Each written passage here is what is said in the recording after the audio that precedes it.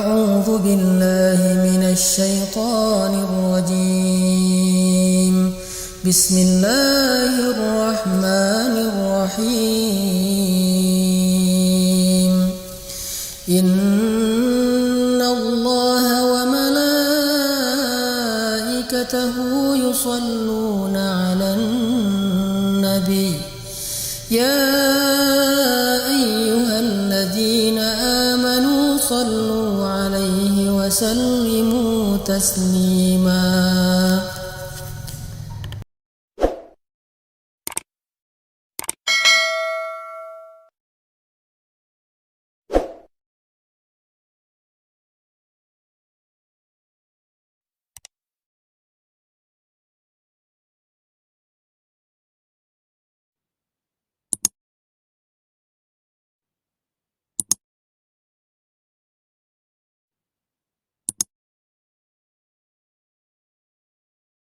Bismillahirrahmanirrahim. Assalamualaikum warahmatullahi wabarakatuh. Nabi adalah orang yang paling berjasa dalam kehidupan kita, teman-teman. Lebih daripada jasa seorang ibu kepada anaknya. Lebih daripada jasa seorang ayah kepada putra-putrinya. Lebih daripada jasa seorang suami yang mencari nafkah siang dan malam kepada istrinya. Lebih daripada jasa seorang istri yang setia untuk memenuhi semua kebutuhan suaminya. Lebih daripada jasa seorang guru kepada muridnya, walaupun guru itu tidak menuntut balasan apa-apa. Lebih dari siapapun dalam kehidupan kita, orang yang paling berjasa bagi seorang muslim, bagi seorang mukmin adalah Rasulullah SAW. Kenapa? Seandainya seorang ibu pernah melahirkan kita dengan segala macam pengorbanan beliau, Nabi pernah berkorban untuk kita sehingga kita menjadi seorang muslim, sehingga kita mengenal akidah, kita mengenal kebenaran, kita mengenal jalan Allah Subhanahu wa taala. Nabi yang memperkenalkan kita kepada Allah. Kalau bukan Nabi SAW, mungkin sekarang kita termasuk orang-orang yang merugi karena kesesatan kita. Kalau ayah kita pernah menafkahi kita siang dan malam mencari rezeki untuk kita, menghidupi kita, Nabi SAW yang memudahkan urusan kita di dunia dan di akhirat. Orang tua kita di akhirat tidak akan bisa menolong kita. Mereka akan sibuk dengan urusannya masing-masing. Sebagaimana firman Allah, Yauma yafirrul mar'u min akhihi wa ummihi wa abihi wa sahibatihi wa banih. Hari ketika seseorang lari dari saudaranya, dari ibunya atau ayahnya, dari pasangannya dan anak-anaknya. Semua orang pada hari itu sibuk sendiri-sendiri. Ayah kita nanti di padang mahsyar akan ninggalin kita. Ibu kita nanti di padang mahsyar akan ninggalin kita. Keluarga kita, pasangan yang kita cintai sehidup semati, nanti dia akan meninggalkan kita. Dan itu bukan sesuatu yang tercela, karena memang semua orang akan sibuk dan panik sendiri-sendiri. Termasuk kita juga akan meninggalkan siapapun di antara keluarga besar kita. Terus siapa orang yang satu-satunya akan menolong kita, membantu kita, yang sebetulnya dia sudah memiliki tiket masuk ke surga, tetapi dia tidak masuk ke surga demi menolong kita. Satu-satunya orang yang akan berdiri di padang mahsyar, mengangkat tangannya ke hadapan Allah, menghadap ke Arsy mengatakan, Ya Rabbi, wahai Tuhanku, ummati, bagaimana keadaan umatku? Satu-satunya orang yang akan peduli kepada kita hari itu adalah Rasulullah SAW. Makanya hari ini saya pengen ngajak kita semuanya untuk membiasakan satu habit, satu kebiasaan, yaitu habit berselawat kepada Nabi SAW. Kenapa? Pertama, karena beliau adalah orang yang paling berjasa untuk kita. Kedua, hanya dengan berselawat kepada Nabi, kelak di akhirat, kita termasuk orang yang akan mendapatkan syafaat atau pertolongan Nabi. Hari ini saya mau membaca beberapa ayat atau hadis tentang keutamaan salawat kepada Nabi. Mungkin selama ini kita menganggap salawat kepada Nabi itu satu hal yang ringan, bahkan cenderung kita remehkan, kita anggap nggak terlalu penting, sehingga ketika nama Nabi disebutkan, kita nggak otomatis berselawat. Sekarang saya pengen bacain beberapa keutamaan salawat, supaya setelah ini kita jadi tahu salawat itu ternyata keren banget. Salawat itu ternyata agung banget. Salawat itu ternyata ibadah yang ringan, tapi pahalanya gede banget. Orang yang paling rugi adalah orang yang apabila disebutkan nama Nabi tetapi dia tidak berselawat kepada Nabi. Bahkan Jibril marah dan benci kepada orang seperti itu. Dalam surat Al-Ahzab, Allah Subhanahu wa taala berfirman, sesungguhnya Allah dan malaikat berselawat kepada Nabi. Wahai orang-orang yang beriman, berselawatlah kalian kepadanya dan ucapkanlah salam penghormatan baginya.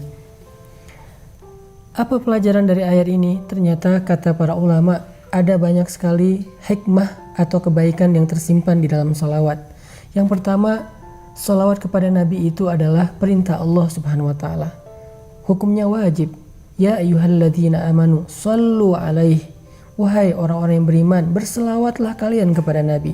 Sama seperti Allah mengatakan wa aqimus shalah, dirikanlah salat, wa atuz zakah, dan tunaikanlah zakat. Sama seperti Allah mewajibkan dan memerintahkan kutiba alaikumus shiyam, wajib bagi kalian berpuasa. Sebagaimana Allah perintahkan ibadah-ibadah yang lain secara wajib, maka seperti itulah juga kedudukan dari salawat kepada Nabi, wajib bagi orang yang beriman. Perintah Allah.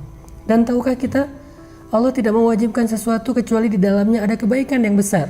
Bahkan kata Nabi SAW dalam hadis qudsi, tidaklah seorang hamba mendekatkan dirinya kepadaku dengan sesuatu yang lebih aku sukai daripada apa yang aku wajibkan. Jadi kalau kita pengen mendekatkan diri kepada Allah dengan sesuatu, dekatkanlah diri kita dengan apa yang Allah wajibkan. Salah satunya salawat kepada Nabi. Hukumnya wajib, sallu kata Allah, berselawatlah kepadanya. Yang kedua, salawat kepada Nabi itu adalah mengikuti Allah dan malaikat. Jadi ketika kita berselawat kepada Nabi, itu bukan hanya kita sendiri yang berselawat, Allah dan malaikat aja berselawat kepada Nabi. Jadi kalau ada seseorang yang mengatakan Muhammad, Allah waktu itu, malaikat waktu yang sama menyampaikan salawat kepada Nabi Muhammad. Kenapa kita enggak? Padahal Allah yang memiliki alam semesta, Allah yang menciptakan Rasulullah SAW. Tapi Allah dan malaikat berselawat kepada Nabi ketika nama Nabi disebutkan. Terus siapa kita untuk tidak berselawat kepada beliau? Sehingga siapa yang berselawat kepada Nabi saat mendengar nama Nabi disebutkan, berarti dia telah mengikuti Allah dan para malaikat. Masuk dalam satu kebaikan yang Allah sendiri melakukannya. Ini luar biasa ya. Biasanya Allah kalau nyuruh kita melakukan satu kebaikan, Allah tidak melakukan kebaikan itu karena Allah Maha Kuasa. Malaikat tidak melakukan kebaikan itu karena Allah tidak perintahkan kepada malaikat. Biasanya Allah kalau nyuruh kita melakukan satu ibadah, hanya kita sendiri yang melakukannya, sedangkan Allah menilai ibadah kita. Tapi kali ini Allah terlibat di dalam ibadah yang sama. Walaupun Allah tidak beribadah, tetapi Allah melakukan kebaikan itu. Allah menyuruh kita berselawat, Allah sendiri berselawat untuk Nabi. Walaupun berbeda salawat kita dengan salawat Allah. Salawat kita adalah mendoakan Nabi dalam kebaikan. Salawat Allah kepada Nabi adalah memuji Nabi dengan kebaikan. Tetapi sama-sama salawat. Ini istimewanya salawat. Jadi siapapun yang berselawat kepada Nabi, berarti dia sedang berselawat bersama Allah dan para malaikat. Yang ketiga, kata Nabi, man shalla alayya salatan wahidah, sallallahu alaihi ashran. Siapa yang berselawat untukku satu kali, Allah yang akan berselawat untuknya 10 kali. Bukankah kita merasa cemburu karena Nabi mendapatkan salawat dari Allah dan kita berharap mendapatkan kebaikan yang sama? Allah selalu berselawat untuk Nabi, malaikat berselawat untuk Nabi. Terus kita gimana? Ternyata kita juga bisa dapat selawat dari Allah. Caranya berselawatlah kepada Nabi. Bahkan sekali kita berselawat untuk Nabi, Allah berselawat untuk kita 10 kali. Apa arti Allah berselawat untuk kita?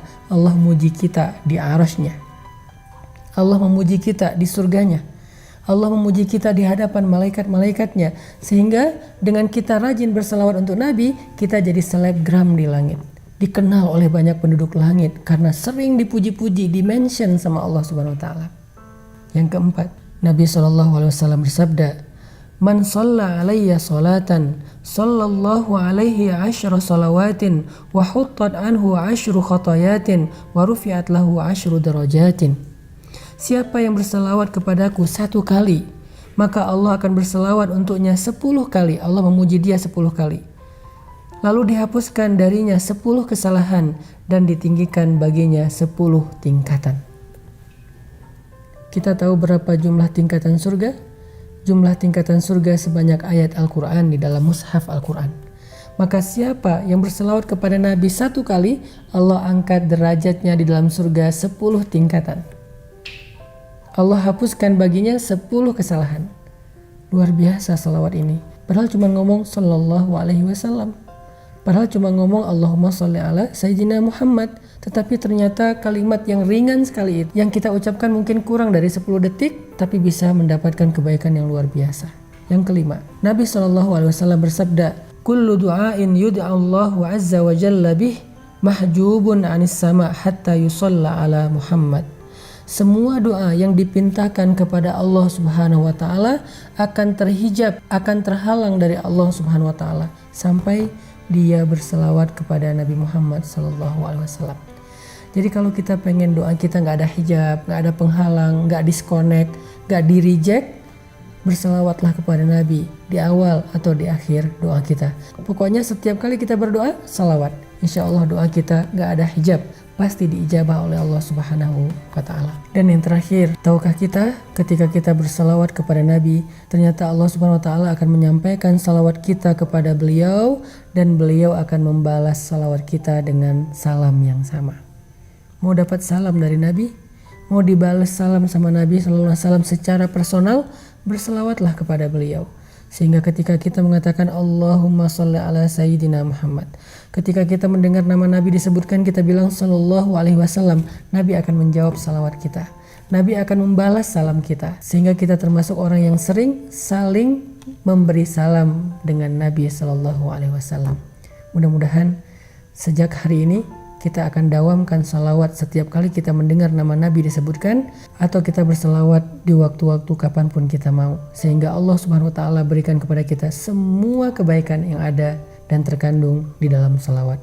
Jadi hari ini kita jadi tahu ternyata salawat itu bukan amalan biasa, tetapi termasuk di antara ibadah yang ringan tapi pahalanya luar biasa di sisi Allah Subhanahu wa ta'ala. Barakallahu fikum.